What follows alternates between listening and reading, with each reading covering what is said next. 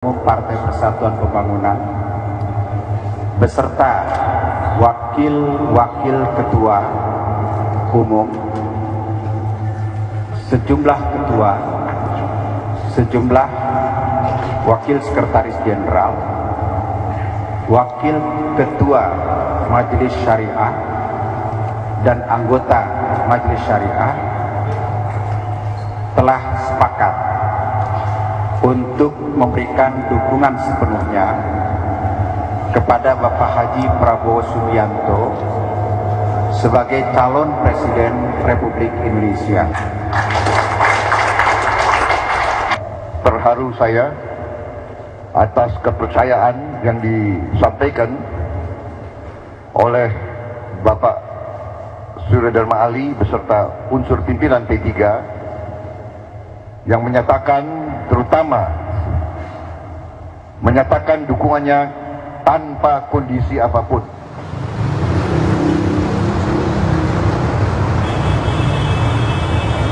Assalamualaikum warahmatullahi wabarakatuh. Selamat malam pemirsa. Saya Belis Manisang, sebelah saya sudah ada Pak Surya Dharma. Selamat malam, assalamualaikum Pak. Selamat malam. Apa kabar? Assalamualaikum warahmatullahi wabarakatuh. Alhamdulillah baik. Sehat Pak ya? Alhamdulillah. Nah kita sambil ini senang sekali punya kesempatan untuk mendengarkan Pak Surya Dharma bicara koalisi yang akhirnya sudah dimantapkan hati dan niatnya dengan sebuah pernyataan dukungan Pak. Ya betul. Tadi sore Pak ya? Tadi sore kami bertemu langsung dengan Pak Prabowo di kantor Partai Persatuan Pembangunan di Penogoro 60. Ya alhamdulillah pembicaraan lancar dan beliau memberikan apresiasi yang sangat tinggi kepada Partai Persatuan Pembangunan karena koalisi yang disampaikan itu adalah koalisi non transaksional. Oke, nah pasti setelah Pak Surya Dharma tadi pernyataan dukungan, Pak Prabowo juga menyampaikan beberapa kata-kata yang banyak juga garis bawahnya. Itu reaksi gimana Pak dari seluruh kader P3, SMS atau telepon itu bagaimana Pak? Positif. Positif? Ya, dari kader, dari pengurus, dari kiai maupun dari masyarakat di luar Partai Persatuan Pembangunan, reaksinya sangat positif. Oke. Demikian juga SMS yang masuk ke fungsionaris partai banyak juga, tuh ya, respon banyak. Nah, sangat positif. kalau secara pribadi Pak sebagai ketua umum gitu ya, sebagai tokoh dari Partai Persatuan Pembangunan, Bapak sendiri sekarang hatinya lebih lega atau bagaimana? Justru ada tantangan ke depannya dengan menggandeng atau bersama dengan Gerindra? Gitu. Ya, ini merupakan awal saja. Pernyataan dukungan kepada Pak Prabowo sebagai calon Presiden Republik Indonesia ini merupakan langkah awal atau bisa juga dikatakan langkah berikutnya setelah pertemuan kami di Gelora Bung Karno pada tanggal 23 Maret yang kemudian disusul dengan pertemuan Pak Prabowo dengan kurang lebih 1.000 kiai dan ulama di Pondok Pesantren As-Siddiqiyah. Kemudian dilanjutkan dengan istighosah kubro pada tanggal 4 April yang lalu untuk mendinginkan suasana pemilu, ya kan, kampanye. Memang panas selama ini. Ya kan, kita semua sangat capek, sangat lelah, harus menjangkau banyak tempat. Nah, untuk mendinginkan segala sesuatunya, maka kita melakukan istighosah, kita berdoa, dan alhamdulillah Pak Prabowo juga datang. Tapi tadi Pak di saat pernyataan kita dengar juga tuh Pak Prabowo mengatakan saya terharu dengan Partai Persatuan Pembangunan. Apa Pak yang bikin terharu kira-kira? Saya kira karena ketulusan Partai Persatuan Pembangunan memberikan dukungan kepada Pak Prabowo. Jadi saya nyatakan kepada beliau, Partai Persatuan Pembangunan memiliki keyakinan, memiliki ijtihad bahwa Pak Prabowo adalah sosok yang tepat untuk memimpin Indonesia ke depan. Oleh karenanya, saya Ketua Umum Partai Persatuan Pembangunan bersama fungsionaris partai menyatakan dukungan kepada Pak Prabowo dengan tulus. Nah, menyambung dengan kata tulus tadi Pak Surya Dharma, ada juga pernyataan bukan dari Pak Surya, dari Pak Prabowo juga mengatakan tanpa kondisi. 2 kali tuh ditekankan. Kenapa Pak? Ada pihak-pihak yang curiga ini dikondisikan begitu? Enggak, maksudnya begitu. Tanpa kondisi itu maksudnya tanpa transaksi apapun. Begitu. Saya mendukung Pak Prabowo tanpa ada tuntutan apa-apa. Misalnya saya mau dukung tapi saya calon wakil presiden dong. Atau saya dukung tetapi P3 harus diberikan kursi menteri sekian. Tidak. Jadi ini dukungan yang tulus dari Partai Persatuan Pembangunan untuk Pak Prabowo menjadi calon presiden Republik Indonesia. Jadi dukungan tulus ini adalah merupakan kontribusi nyata Partai Persatuan Pembangunan untuk bangsa dan negara. Saya tapi masih penasaran, meskipun jawaban dari Pak Surya ini sudah sangat yakin, tapi masih penasaran Pak, apa yang membuat kemudian sebuah kepercayaan ya, ini kepercayaan partai yang 41 tahun ya Pak ya, 41. luar biasa, sudah hampir setengah abad paling tidak, bisa kemudian dengan cepat mengambil positioning dan juga gerakan yang sepertinya juga mungkin didukung banyak pihak juga, khususnya mungkin dari P3, tapi ada juga pihak-pihak yang kaget Pak. Waduh, harus apa nih saya, Pak Surya Dharma sudah koalisi atau bagaimana? Tapi itu pasti ada harapannya. Tapi sebelum itu kepercayaannya bagaimana Pak bisa terbentuk? Kepercayaan terhadap Pak Prabowo. Kan kita tahu lah beliau punya cerita banyak di belakang. Ya kalau kita ke belakang kan nggak selesai-selesai. Kalau dalam ajaran agama setiap orang punya kisah, punya cerita, tetapi punya kesalahan, punya kebaikan, betul. Dan kan manusia terus berproses. Ya Tuhan saja maha pengasih, maha penyayang, begitu kan? Masa kita tidak seperti itu?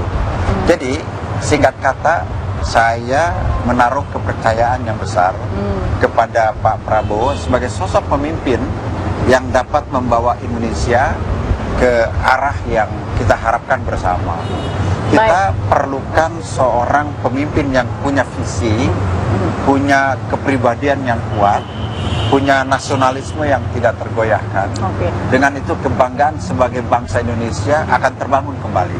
Baik, ini Bapak selain sebagai Ketua Umum juga sebagai Menteri Agama Pak, yang pasti ini panutan dan teladannya ditunggu-tunggu kata-katanya begitu Pak Surya Dharma. Apalagi tadi yang poin soal bagaimana kita harus melupakan kesalahan dan kebaikan orang lain di masa lalu, itu bagaimana Pak untuk kita bisa berpikir seperti itu? Paling tidak semangatnya adalah semangat maju, bukan semangat mundur gitu. Ini pengalaman saya ketika menerima caleg calon anggota legislatif yang kemudian mendapatkan kritik dari banyak pihak. Karena saat itu? Ya karena mungkin masa lalunya. Saya mengatakan bahwa manusia itu terus berproses. Manusia itu tidak pernah selesai prosesnya, sampai dia meninggal. Nah oleh karenanya kalau dulu dia berperilaku seperti itu, saya yakin makin kemarin dia semakin baik, begitu. Begitu juga dengan Pak Prabowo, kalau Bapak punya kepercayaan. Siapapun mungkin kita juga begitu, Karena posisi Pak Surya Dharma ini kan sangat strategis ya Pak, di mata nasional dan internasional, paling tidak seperti itu. Tapi kita juga tahu mungkin Pak Prabowo punya juga catatan-catatan di dunia internasional. Nah itu tidak mengganggu sama sekali? Tidak mengganggu, saya punya keyakinan dia tetap sebagai pemimpin yang cocok. Masih penasaran apa sebenarnya formulasi kok bisa Pak Prabowo nih membuat Pak Surya percaya dengan waktu yang sangat singkat ya Pak ya? Nah ini seru, pemilu 2014 penuh dengan kejutan Pak. Nanti saya ingin tanya juga ke Pak Surya Dharma, tapi sebelumnya selamat malam Bang Ege, sudah bergabung Bang Effendi Ghazali dan juga Pak Ahmad Muzani selaku sekjen dari Gerindra. Selamat malam Pak Ahmad. Selamat malam. Nah Pak Surya, liburan panjang berpas-pasan juga dengan tadi tuh pernyataan dukungan. Ada kesamaan mungkin, kenapa pilihnya hari libur? Kenapa Pak Surya? Saya kira kebetulan aja. Kebetulan aja ya. Dan hari libur ini kan nggak masuk kerja, nggak masuk kantor. Jadi punya waktu yang lebih banyak untuk memanage partai. Dan alhamdulillah ya tadi ada pertemuan dengan Pak Prabowo. Balik tadi Pak, pertanyaan kita di luar tadi. Soal dengan waktu yang cukup singkat Pak Surya Dharma mengambil langkah dan kepercayaan itu timbul. Dan mungkin banyak pertanyaan juga di beberapa pihak. Pak Surya bisa katakan, saya percaya karena beberapa hal, diantaranya yang paling penting apa Pak? Pak Prabowo memiliki kemampuan untuk membawa Indonesia ke depan ke arah yang lebih baik. Ini penilaian ini bukan penilaian tiba-tiba, bukan juga penilaian dalam waktu singkat, tetapi pengamatan saya dalam jangka waktu yang panjang. Saya kenal beliau sudah lama, dan pada tahun 2009 kami hampir saja berkoalisi tetapi karena tidak mencukupi suaranya, lalu akhirnya berpisah. Oke. Ada pengaruhnya tidak Pak dengan hasil quick count saat ini, meskipun belum ada hasil KPU, tapi ada pengaruhnya tidak Pak dengan keputusan paling tidak hasil unggul sementara nih? Saya kira tidak ada pengaruhnya, karena pernyataan dukungan kepada Pak Prabowo itu dilakukan pada saat perhitungan real belum dilakukan, dan kedua belah pihak yaitu Partai Persatuan Pembangunan dan Gerindra mengakui dukungan yang telah diberikan kepada Partai Persatuan Pembangunan kepada Pak Prabowo. Dan Pak Prabowo sendiri menyatakan secara tegas bahwa beliau membutuhkan dukungan dari Partai Persatuan Pembangunan. Yang perlu dicatat adalah bahwa saya memberikan dukungan kepada Pak Prabowo tatkala pemilu pencoblosan itu belum dimulai. Jadi pada saat kampanye. Jadi artinya saya punya keyakinan yang lebih atas sosok Prabowo Subianto. Ada kata-kata Pak Ahmad Muzani tadi dari Pak Surya, ada kata-kata karena Pak Prabowo membutuhkan dukungan dari Partai Persatuan Pembangunan. Sejak kapan Pak kebutuhan itu muncul? Kebutuhan itu muncul sejak kita merasa bahwa kompleksitas terhadap masalah bangsa begitu luar biasa banyak. Indonesia negara besar, jumlah penduduknya banyak, luas wilayahnya sangat luas, sehingga kita merasa bahwa penyelesaian masalah bangsa ini harus diselesaikan secara bersama-sama. Tidak bisa hanya satu orang, tidak bisa hanya satu partai, harus banyak kepala. Karena itu sejak awal Partai Gerindra, Pak Prabowo merasa bahwa koalisi adalah sebuah keharusan, dan kita ingin mengajak banyak partai untuk duduk bersama menyelesaikan bangsa. Kita tidak ingin bahwa masalah yang besar, yang rumit, yang ruwet ini ditangani hanya satu kelompok, satu partai, apalagi satu orang. Itu terlalu simpel. Karena itu kehadiran Partai Persatuan Pembangunan dalam dukungannya kepada kami, kepada Pak Prabowo hari ini, buat kami sebuah support, sebuah darah segar yang luar biasa. Tapi Pak Muzani kan Pak Prabowo tadi bilang sendiri pada konferensi sore ya di DPP 3 bahwa pertemuan banyak, komunikasi politik banyak, bahkan hampir dengan semua parpol. Tapi kenapa yang dipilih Partai Persatuan Pembangunan? Butuh P3 Gerindra. Kami dengan Partai Persatuan memiliki banyak kecocokan pandang yang saya kira menjadi simpel dan... Misalnya Pak Ahmad? Menjadi simpel karena kemudian Pak Surya bisa memberanikan diri mau datang pada acara kampanye akbar kami di GBK. Itu kan saya kira sebuah keputusan yang tidak gampang buat sebuah partai, buat seorang ketua umum sekaliber Pak Surya, sehingga kehadiran kami di GBK di Gelora Bung Karno ketika itu pun buat kami menjadi sebuah isyarat penting bahwa undangan itu dijawab dengan kedatangan Pak Surya. Kira-kira seperti itu, dan buat kami itu sebuah penghargaan dan kehormatan yang luar biasa. Dan hari ini Pak Surya menunjukkan komitmennya bahwa ya, kami akan bersama-sama mendukung Pak Prabowo. Ini sebuah keputusan politik yang tidak gampang. Apakah undangan itu juga diberikan kepada parpol lain selain P3 saat itu? Kami sampai sekarang masih bicara dengan beberapa partai politik, dan mekanisme di partai kan berbeda-beda. Kami menghargai itu. Karena itu insya Allah dalam 1 minggu ke 2 minggu depan juga akan ada keputusan-keputusan yang penting dari beberapa partai lain. Isyarat koalisi yang diberikan oleh dua parpol ini kalau menurut Bang Ege sangat mengagetkan tidak? Oh iya, terutama karena tadi malam saya baru dari acara live di TV One Negeri Setengah Demokrasi. Itu hadir 4 wakil dari partai-partai berbasis Islam ya. Semuanya lengkap, dan kebetulan yang hadir wajah yang lain, Pak Manwar, Pak Surya senyum-senyum aja. Nah, ketika itu terjadi, masih sangat kuat dari 3 partai ingin membentuk poros ya, disebut bahkan namanya sedang dicari lah itu. Tetapi tiba-tiba PKB yang mengatakan kami tidak terlalu berminat, terutama karena 2 hal, yaitu kami pernah dalam tanda petik dikerjain pada waktu Gus Dur jadi presiden, katanya. Jadi seakan-akan ada trauma dengan masa lalu, ditambah lagi dengan katanya ya kalau benar-benar mau koalisi, tiba-tiba kita lagi bicara begini, yang sebelah katanya sudah merapat ke partai lain gitu. Yang kebetulan yang duduk sebelahnya itu PAN kemarin itu. Lepas dari peristiwa yang terjadi di Negeri Setengah Demokrasi tadi malam, ternyata salah satu dari yang lain nih yang maju dan secara agak mengejutkan membuat pernyataan resmi ya, karena saya anggap resmi karena dua hal. Yang pertama, itu dilaksanakan oleh sebagian besar pengurus partai ya, mulai dari ketua umum, katanya juga sudah mendapat dukungan dari Majelis Syariah ya, dan ditambah dengan dilaksanakannya di markasnya P3, jadi nggak bisa digosipkan, walaupun nanti kalau mau dijawab kita akan tanya Pak Emron di mana, Pak Romi di mana gitu.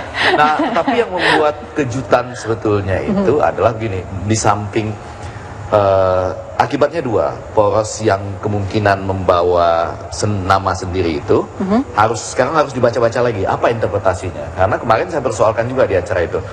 Pak Amin Rais mengatakan namanya Poros Indonesia Raya. Padahal ini Gerindra. Jangan-jangan mau dibawa ke sini atau gimana? Itu satu. Di sisi yang lain, kalau sekarang mereka ini masih berusaha kumpul-kumpul dalam rangka meningkatkan negosiasi, sekarang agak berturun sedikit harganya karena desakan waktu. Terutama karena P3 kebetulan ini secara taktis ya. Kata-katanya kan butuh Bang Ege di situ. Kata-katanya kan butuh. Kalau mau bicara butuh, masih butuh loh ini. Karena nggak tahu catatan mereka berdua bagaimana. Kalau dari catatan saya, kalau pakai suara nasional belum dikonversi menjadi kursi, kira-kira sekitar 20-21%. Ya, masih butuh 4%. Tapi kalau nanti sudah ada hasil konversi kursi, saya kok masih yakin mereka masih butuh 2 kursi atau 3 kursi lagi. Jadi belum cukup. Berarti belum cukup koalisi. Apakah cukup koalisi ini? Saya akan tanya ke Pak Surya dan Pak Ahmad juga, karena tadi sudah ada nama itu koalisi Gabah. Akan dilaksanakan nanti Pak Surya seperti apa sih tadi koalisi Gabah itu Garuda Gabah. Tapi kita tanya nanti ke Pak Surya. Sesaat lagi. Malam tadi pertanyaan menggantung untuk ke Bang Ege ya. Melihat dengan Pak Surya dan Pak Ahmad Muzani bahwa tidak cukup, itu memang harus ada satu lagi paling tidak? 3 hal lah ya supaya adil bagi para pemirsa kita. Yang pertama, ada persoalan di dalam, walaupun dijawab dengan senyum-senyum, itu apakah persoalannya sudah terselesaikan atau mau ditunda, silahkan satu. Yang kedua, ini yang menarik sebetulnya adalah saya harus menyebutkan ya bahwa Pak Jokowi itu sedang berusaha dengan kalimat yang agak panjang dan lebar menegakkan kembali sistem presidensial, membentuk koalisi ramping supaya nanti diisi oleh orang-orang yang tepat, orang-orang profesional untuk membangun rakyat. Karena itu tidak mau atau emoh bagi-bagi kursi. Nah, ini menarik dijawab oleh P3 di panggung depan dengan mengatakan tanpa persyaratan apapun.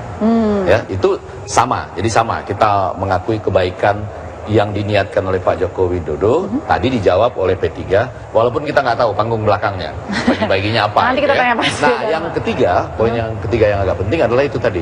Kan ini masih hitung-hitungan belum resmi dari KPU. Karena pergeseran kursinya ya, Gerindra bisa antara 71 sampai 80, kemudian P3 sebetulnya bisa agak turun sedikit antara 28 sampai 38. Mudah-mudahan di angka 38 lah ya.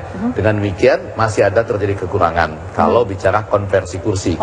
Maka ditambah nanti kalau mau suara nasional, apakah menambah dari PKPI, PBB, misalnya itu bisa. Nanti saya langsung tanya ke Pak Surya tadi sore. Meluruskan Boleh. Soal kursi. Tahun 2009, P3 mendapatkan suara 5,3% dengan kursi 38. Sekarang quick count itu ada 4 versi, 6,4, 7,1, 7,7 dan 8,1. Katakanlah yang terkecil adalah 6,4. 6,4 itu dengan margin error 1 bisa sampai 7,4. Ya, bisa. Katakanlah tepat segitu ya. Maka ada kenaikan 1,1% dibandingkan dengan tahun 2009. Dengan demikian prediksi terjadinya penurunan antara 28 sampai dengan 38 ya. Saya ambil di 38. Iya, saya kira agak berat itu, agak berat. Mungkin saya kira sekurang-kurangnya dia sama. Ya, tetapi ada kualitas perolehan kursi yang meningkat. Tetapi bisa jadi dari 38 itu ya masa 4 aja nggak dapat sih tambahan ini 42. Di luar itu ya. Jadi masa Fendi kan komplit amat sih nambahin 4 itu. Itu kenyataannya masih harus mungkin.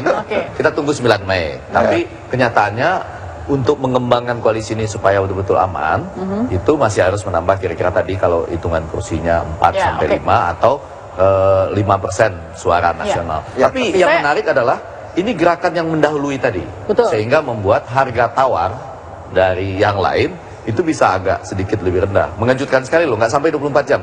Oh, atau pas acara kita ini 24 jam. Benar Bang Ega, benar. Nah, Pak Surya, dengan kata-kata tadi pas di konversi ya, ada koalisi Gabah Garuda Ka'bah, ini maksudnya gimana Pak Surya? Iya, tadi saya terpancing adanya suara yang mengatakan akan dibangun koalisi Indonesia Raya.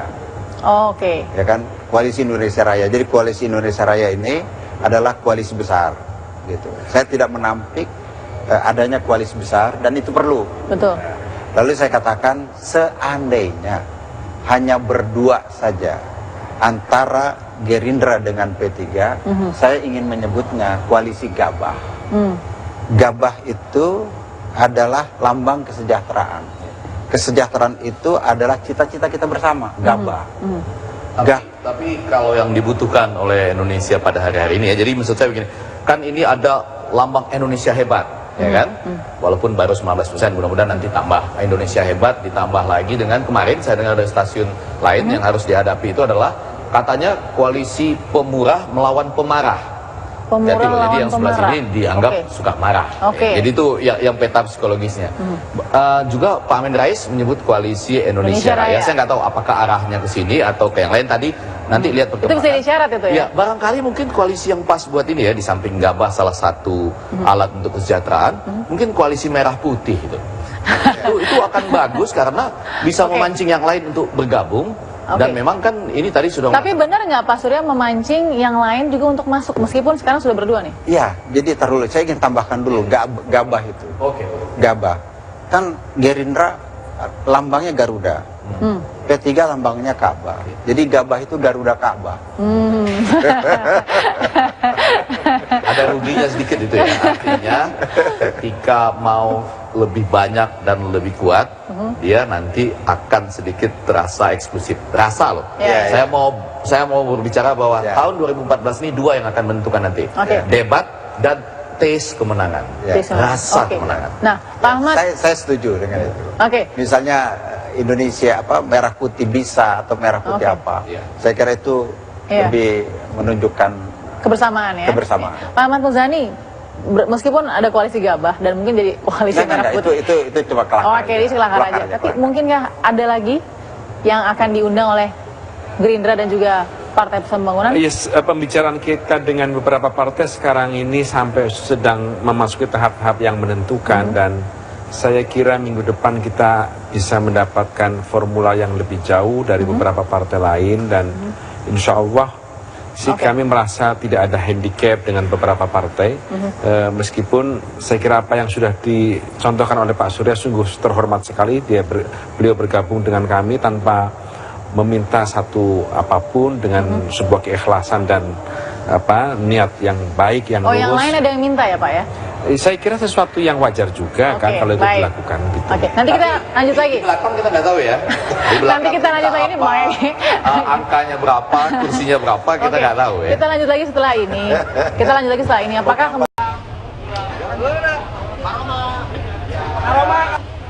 Poros Tengah mulai galang kekuatan. Sejumlah petinggi partai politik Islam dan ormas berbasis Islam melangsungkan pertemuan di Cikini, Jakarta Pusat.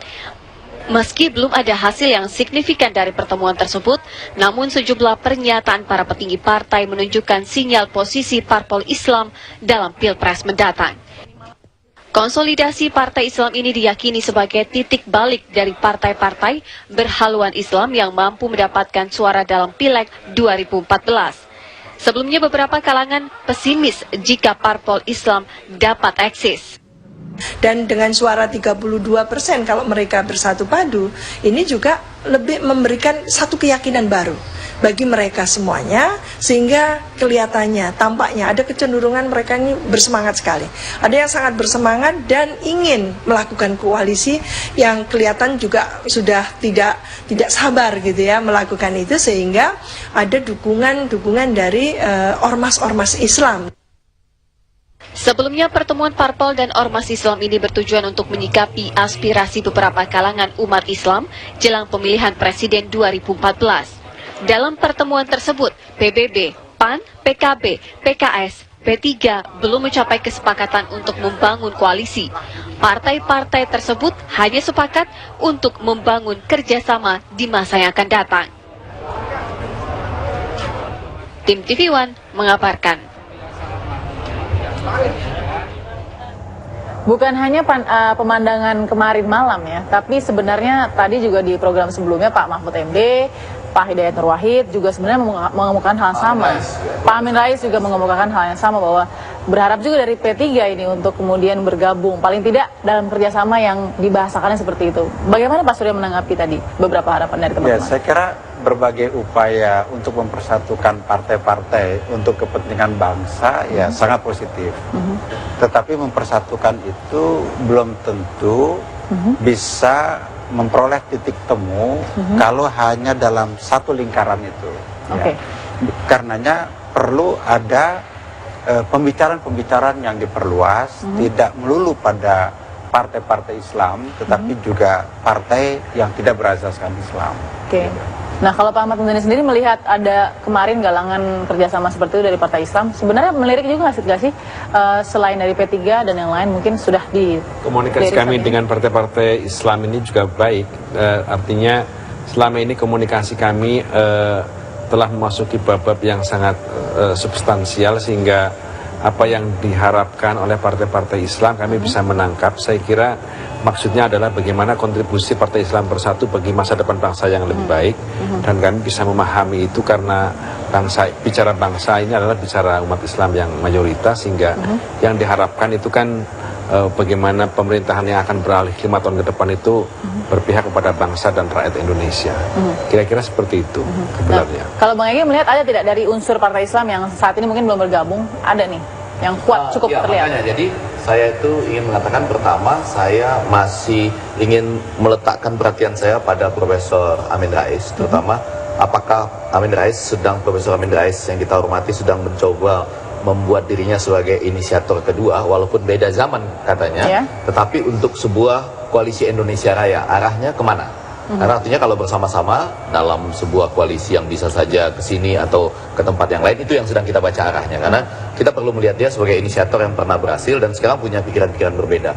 Nah, yang kedua, pasti ada juga kendala-kendala. Misalnya kalau kita ambil seperti yang tadi malam itu, berbicara PKB yang agak keberatan. Nah, PKB ini memang sekarang dalam posisi dulu menabur angin dan sudah mendapat irama efek atau kemudian Mahfud MD efek dan lain-lain. Sekarang agak bisa menuai badai kalau misalnya ketika berbicara dengan ketiga poros ini, lalu tanpa mengatakan kami mau mengajukan Oma Irama, Mahfud MD, kemudian JK sebagai calon presiden. Kan nggak bisa, karena ini itu berarti gini, Bang Egy melihatnya momentum dari P3 dan Gerindra ini bisa membuyarkan beberapa pihak juga yang saat ini sedang mau positioning. Saya nggak mau mengatakan membuyarkan, karena justru pertanyaan saya tadi, arah yang sedang diinisiasikan oleh Profesor Amin Rais, apakah ke arah yang seperti ini atau bagaimana? Tapi kalau sebagai pengamat, saya mesti mengatakan dengan sangat cepat ya kepada teman-teman yang sudah bergembira hari ini untuk membentuk sesuatu tanpa syarat apapun, kami tetap mempersyaratkan bahwa koalisi ini harus dibangun atas dasar program. Jadi saya agak gembira tadi namanya Gabah. Gabah itu bukan saya mengusulkan namanya Gabah, karena menurut saya itu ada batas eksklusivisme, mungkin merah putih, tapi Gabah berarti harus berbicara kesejahteraannya yang seperti apa, apakah ekonomi kerakyatan, karena itu yang digunakan oleh Profesor Amin Rais sebelum dia menunjuk Indonesia Raya. Jadi apakah kita berbicara misalnya ekonomi kerakyatan, bagaimana misalnya perhatian terhadap, mohon maaf, pelanggaran HAM di masa lalu, itu juga harus dibicarakan loh ketika mau berkoalisi. Ditambah lagi misalnya dengan hak-hak perempuan, apakah pembangunan kita tidak hanya sekedar pembangunan hijau dalam arti partai-partai Islam, tapi yang peduli lingkungan misalnya, itu menjadi penting. Nah, nanti kita akan tanya, mungkin kalau tadi Bang Egy memprediksikan PKB akan menuai badai, mungkin nanti jikalau, tapi Pak Surya sudah melewati badai mungkin dengan adanya ini. Tapi saya akan tanya nanti bagaimana Pak kekompakan dalam internal, dan ya, nanti juga saya akan tanya bagaimana kira-kira siapa yang akan menjadi pendamping dari Pak Prabowo. Tapi nanti, sesaat lagi kita bersama. Oke, sebelum saya tanya ke Pak Surya Dharma, siapa yang akan mendampingi Pak Prabowo sebagai cawapres, saya ingin ke Pak Ahmad Muzani dulu menjawab program real apa sih yang sebenarnya dirasa sangat cocok dengan P3 yang bisa dijual ke masyarakat? Sebagai partai yang berbasis Islam, saya kira P3 sangat merasakan bagaimana kebutuhan masyarakat Indonesia yang mayoritas Islam ini menjadi sebuah prioritas, misalnya tentang ekonomi kerakyatan, di mana bangsa yang mayoritas Islam ini harus ditingkatkan kreativitasnya, produktivitasnya. Saya kira keberpihakan pemerintah terhadap ekonomi kerakyatan itu harus betul-betul diwujudkan dalam berbagai macam kebijakan. Saya kira itu menjadi kebutuhan P3 terhadap konstituennya. Yang kedua soal pertanian, yang itu juga mayoritas bangsa kita adalah petani, dan itu harus betul-betul. Yang terakhir, yang lain misalnya kayak pendidikan, itu kan pendidikan agama, pondok pesantren, Ibtidaiyah, Sanawiyah, dan Aliyah itu menjadi prioritas, dan itu ada dalam 6 program aksi kita, dan saya kira beberapa hal itu menjadi prioritas dari program P3. Jadi ada sama dan sebangun antara prioritas kita dengan P3. Saya kira itu yang menyebabkan partai-partai Islam. Cukupkah Bang Ege kemudian formulasi yang sementara ini? Saya malah mau dengar dari Pak Suryadarma Ali, apa yang membuat dia merasa cocok? Ya, sentuhan pada umat Islam itu harus lebih dibandingkan dengan yang lain, karena untuk menciptakan Indonesia yang sejahtera itu haruslah umat Islam yang sejahtera. Untuk membentuk masyarakat Indonesia yang terdidik itu haruslah umat Islam yang terdidik dulu, karena umat Islam adalah penduduk mayoritas dari bangsa ini. Oleh karenanya memberikan prioritas pada berbagai aspek kehidupan umat Islam itu yang membuat kami tertarik dengan siap menerima Gerindra. Keberagaman juga ya yang diajukan oleh Gerindra misalnya kan. Tentu. Dan pilihan Partai Persatuan Pembangunan kepada Gerindra itu adalah sebagai wujud keragaman itu sendiri. Nah, terakhir belum dijawab nih Bang Ege, kita juga ingin tidak eksklusif ada partai Islam, tidak. Kita ingin dengar ya Pak Suryadarma Ali, benar nggak tidak sih Pak, cawapresnya sebenarnya sudah ada beberapa namanya, tapi nama Pak Suryadarma Ali ini di mana posisinya? Saya belum tahu. Nama cawapres Pak Prabowo itu masih di kantong beliau. Ya. Saya mendukung beliau tanpa syarat. Maksudnya adalah tidak lain untuk memberikan kesempatan kepada beliau untuk membangun koalisi yang lebih besar. Tetapi kalau saya sudah menargetkan saya mau koalisi, tetapi saya menjadi calon wakil presidennya, atau saya mendapatkan menteri sekian, itu berarti saya menutup peluang bagi yang lain bersama-sama membangun. Tapi seandainya di kantong namanya Bapak siap ya Pak ya? Saya nggak mau mengandai-andai. Baik, terima kasih Pak Suryadarma Ali. Terima kasih Pak Ahmad Muzani, terima kasih Bang Benny Ghazali. Tapi kita lihat itu tadi ya, kita belum tahu persis di dapur belakangnya apa yang sebenarnya. Nanti langsung. Tapi yang penting sekarang mulai malam ini saya katakan yang akan penting selanjutnya ke depan itu adalah taste kemenangan. Taste itu bukan soal selera, tapi perlu dicatat nih. Taste kemenangan, dan ini sudah dimulai kelihatannya. Baik, terima kasih Bang Effendi.